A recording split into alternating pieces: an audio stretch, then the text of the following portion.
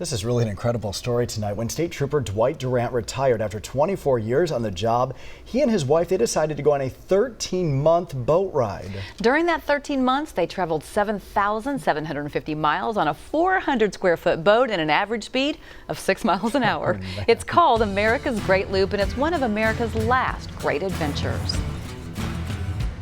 And we entered the Tennessee-Tombigbee waterway and came down through Mississippi and down past St. Pete, Fort Myers. And then we spent a month in Key West, up and up the East Coast, and we went up to New York, New Jersey.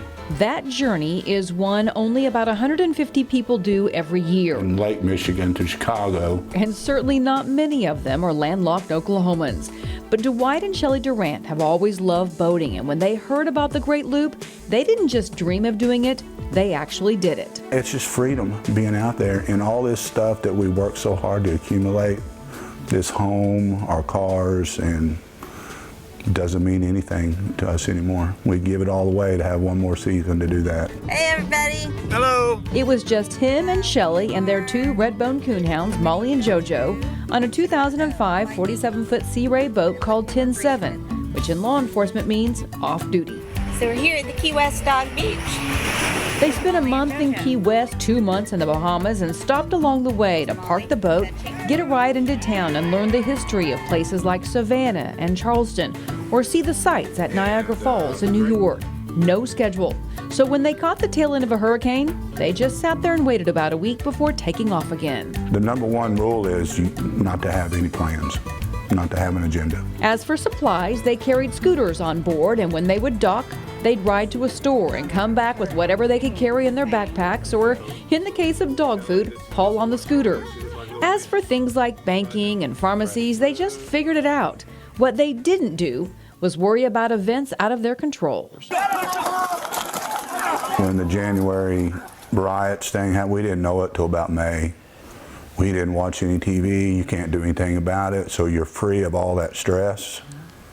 And it's fantastic. They started making videos as a way to let their kids know they were safe and started posting the videos to YouTube.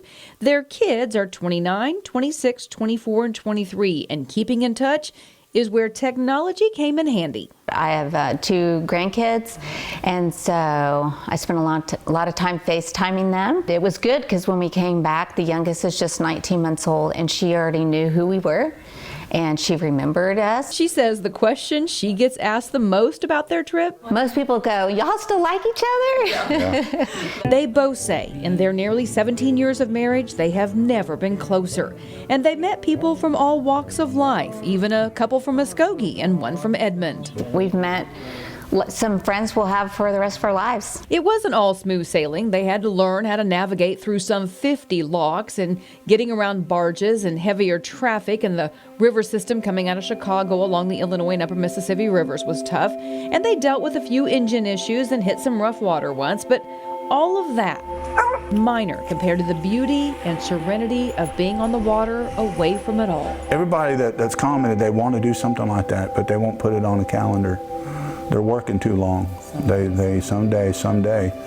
So my advice is put it on the calendar. You know, raise your children, work hard, get your life's work done, and set sail and go enjoy life the way you're supposed to. And the Durants are going to school in February to get their captain's licenses. In March, they're taking sailing classes in the British Virgin Islands, and they're starting a new adventure in June with a new boat. You can follow them on their YouTube channel at 10-7 Cruises.